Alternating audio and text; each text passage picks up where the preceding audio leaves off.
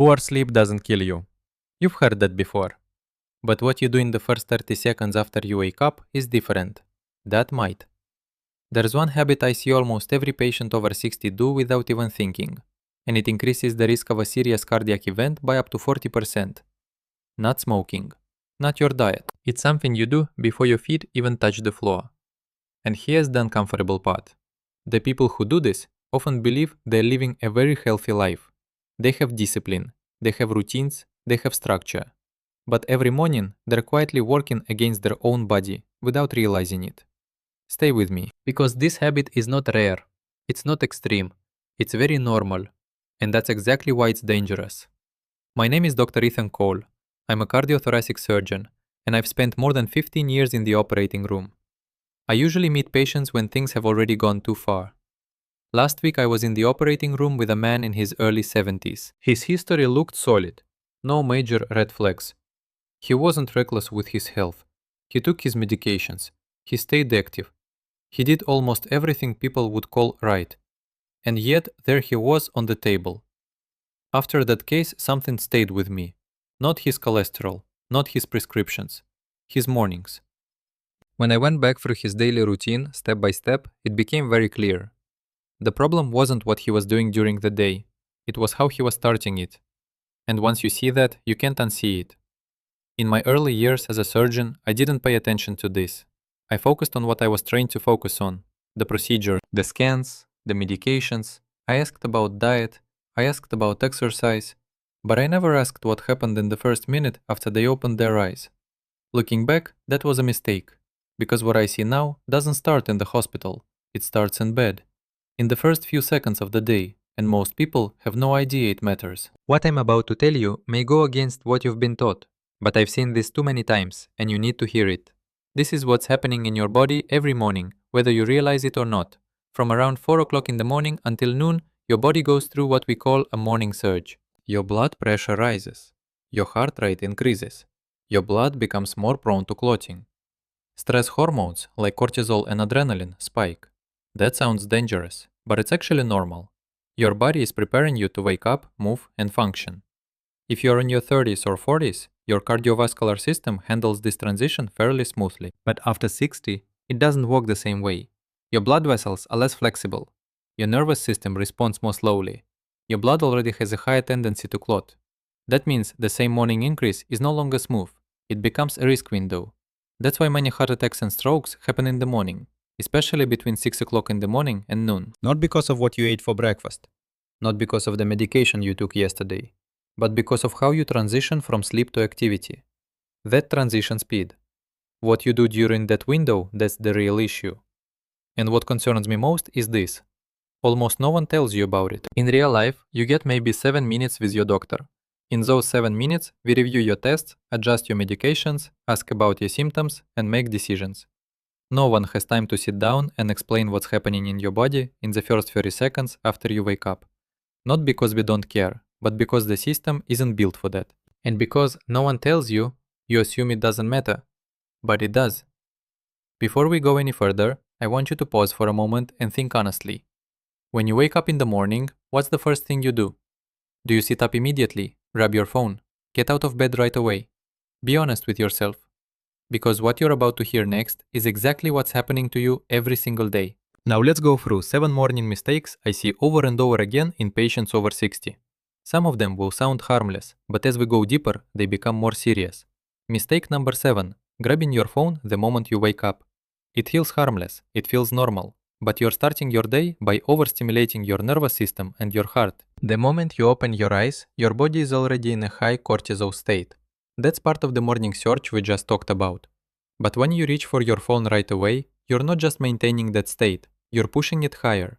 Messages, news, notifications, emails. Even if the content is positive, your brain still has to process it immediately. And every time it does, your cardiovascular system responds. Your blood pressure rises further. Your heart rate speeds up. And that alert state lasts longer than it should. The problem isn't doing it once. The problem is doing it every single day. After 60, your body doesn't have the same physiological buffer it used to. Small spikes, repeated hundreds or thousands of times, add up. The fix is simple. 2 minutes. Just the first 2 minutes after you wake up with no screen, no phone, no information. Give your body time to stabilize before you bring the world in. Mistake number 6. Drinking coffee before water. I know coffee is a part of many people's morning routine. I'm not asking you to give it up, but the order matters. After 7 to 8 hours of sleep, your body is mildly dehydrated. You may not feel thirsty, but your circulation feels it. At the same time, your blood in the morning is already slightly more concentrated, more prone to clotting. That's part of normal physiology. Now you add coffee immediately. Caffeine has a mild diuretic effect. That means it can push your body a little further in that direction. And when you stack that on top of dehydration, you're making circulation work harder right when your heart is already under the most pressure. Thicker blood is harder to pump, more likely to clot. And that's exactly what you don't want, especially in the morning window. The solution takes about 30 seconds. A full glass of room temperature water before anything else. Not after coffee, before. It's one of the smallest changes you can make, but one of the most impactful. Mistake number 5. Standing up too quickly. This is one of the fastest ways I see people end up in the emergency room. And it happens so quickly that most people don't even realize what just happened. When you go from lying down to standing up too fast, your body has to adjust blood pressure almost instantly. Blood drops to the lower part of your body. Your brain temporarily gets less. In younger people, the cardiovascular system corrects this quickly. After 60, that response slows down. Blood vessels are less flexible. The nervous system reacts more slowly. The result is something called orthostatic hypotension. You've probably felt it. You stand up and feel lightheaded. A brief moment of imbalance. That's not nothing. That's your brain, for a moment, not getting enough blood. And here's what most people are never told. Long-term studies show that older adults who frequently experience this in the morning have a significantly higher risk of serious cardiovascular events in the years that follow. Some data suggest increases of around 38% over about 5 years compared to those who don't experience it. I once saw a woman in her 70s. She woke up, sat up quickly, stood up in one smooth motion, and had to grab the bedside table to keep from falling. Not because she was weak, not because she was seriously ill, but because her body couldn't keep up with her speed anymore. The fix is simple, but it requires you to slow down. When you wake up, stay still for a few seconds. Then sit up. Pause. Let your feet touch the floor. And only then stand. The whole process takes less than a minute, but it gives your heart and your circulation time to catch up. And at this stage of life, that time matters. Mistake number 4. Skipping breakfast or eating the wrong thing first. After 60, your body doesn't regulate blood sugar the way it used to. Insulin sensitivity changes. Your liver continues releasing glucose while you sleep. So when you wake up, your blood sugar may already be higher than ideal, or lower than you think. If you skip breakfast entirely, you're asking your body to enter the most active part of the day without fuel. And when that happens, your body compensates by increasing stress hormones to pull energy from stored reserves. The problem is, those hormones, especially cortisol and adrenaline, are already elevated in the morning. So now, instead of starting your day with a controlled system, you're pushing it even further. And if you eat the wrong thing, highly refined carbs, sugary foods, white bread, sweet cereals, you create a rapid spike in blood sugar, followed by a crash not long after. Your cardiovascular system doesn't like that kind of instability. Your blood vessels don't like it. And after 60, your body tolerates it even less. What matters isn't just what you eat, it's how you eat and when you eat. A good breakfast doesn't need to be complicated. Protein, healthy fats, fiber. Eggs with vegetables. Plain yogurt with nuts and berries. Oats with seeds. The goal isn't to eat more. The goal is to give your body stable energy so it doesn't have to rely on stress hormones to get you through the morning. If you've been skipping breakfast thinking it's lighter or better for weight, it's worth reconsidering. At this stage of life, ignoring basic physiological needs is no longer harmless. It may be the reason you feel shaky, restless, drained, or just off in the first half of your day without knowing why. Mistake number 3. Exercising too hard, too early. I'm not telling you to stop exercising. I never would. Movement is one of the best things you can do for your heart. But there's a big difference between smart movement and pushing your heart too hard at the wrong time. This is something I see a lot in disciplined people. They wake up, get dressed immediately, and jump into fast walking, intense cardio, heavy lifting, or anything that drives the heart rate up right away. They think they're doing something good, and in intention they are, but physiologically, the timing is off. In the morning, your blood pressure is already elevated. Your heart rate is rising. Your blood is still in a more concentrated state. Your body hasn't fully completed the transition from rest to activity. And now you're asking your heart to accelerate even more. In other words, you're adding stress to a system that's already under stress. I once saw a man in his late 60s, retired, extremely disciplined. He woke up early every day, got dressed, and went straight into fast walking, then light jogging. He was proud of it, and he should have been, but he started noticing a tightness in his chest in the mornings. Not always severe, just a subtle pressure, something easy to ignore. That wasn't just aging, that was timing. When he shifted his more intense activity later in the day and kept his mornings to slow walking and gentle movement, those symptoms improved significantly. His body didn't get weaker. He just started asking it to do the right thing at the right time. If you like morning exercise, keep it, but start light. Walk slowly. Stretch. Loosen your joints. Give your heart a few minutes to catch up. You don't need to prove anything to your body the moment you wake up. You just need to help it shift gears safely.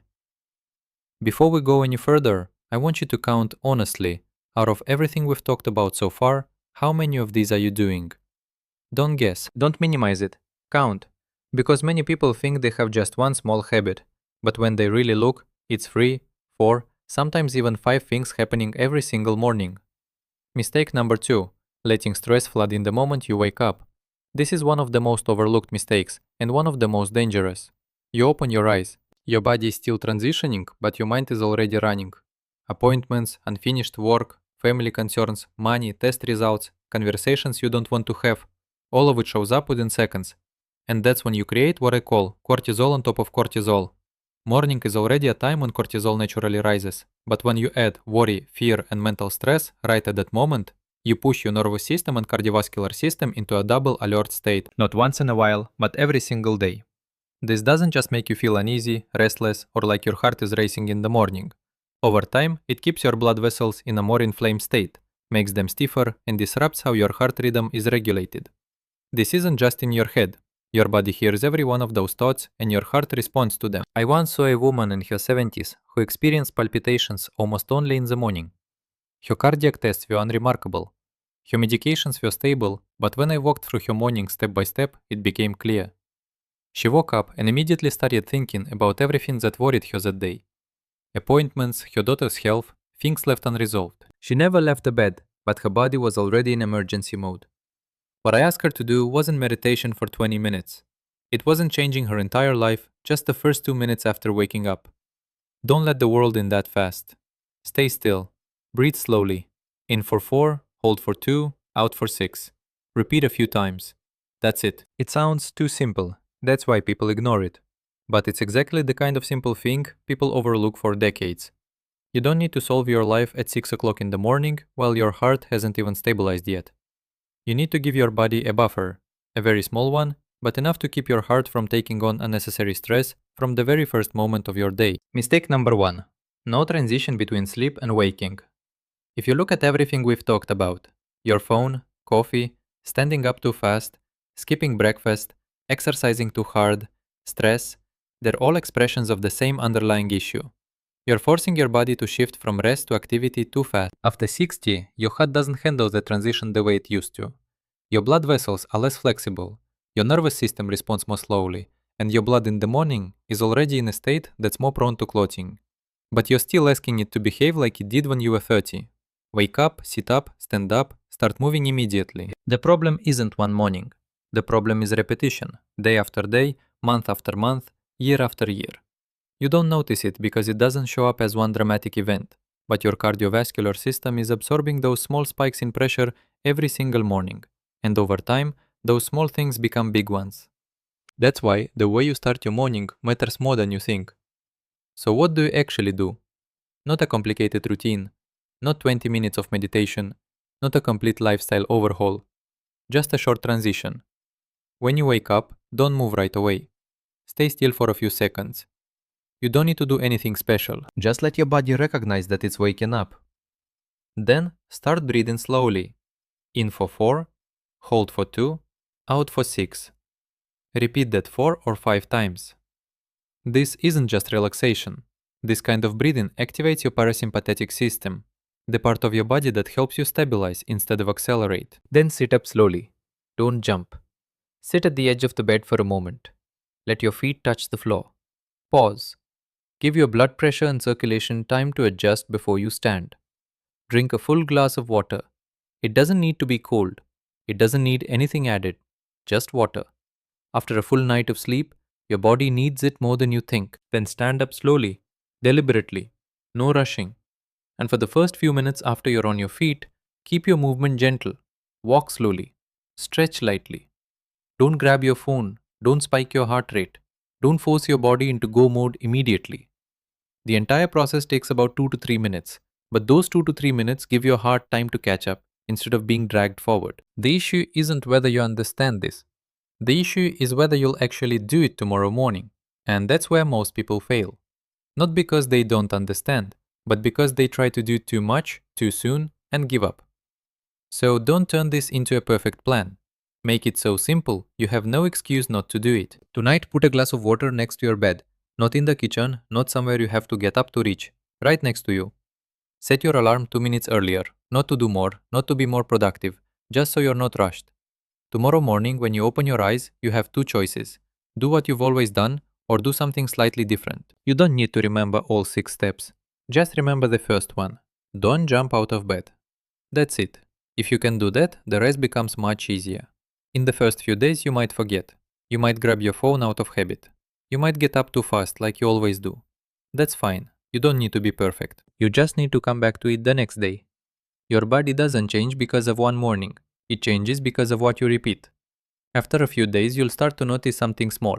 Your mornings feel less rushed, less jittery, less like you're chasing something the moment you wake up. After about a week, many people notice less dizziness when they stand, less of that lightheaded feeling they used to ignore. And after a few weeks, if you pay attention, your energy in the morning becomes more stable. No sharp spikes, no sudden crashes, no unexplained fatigue.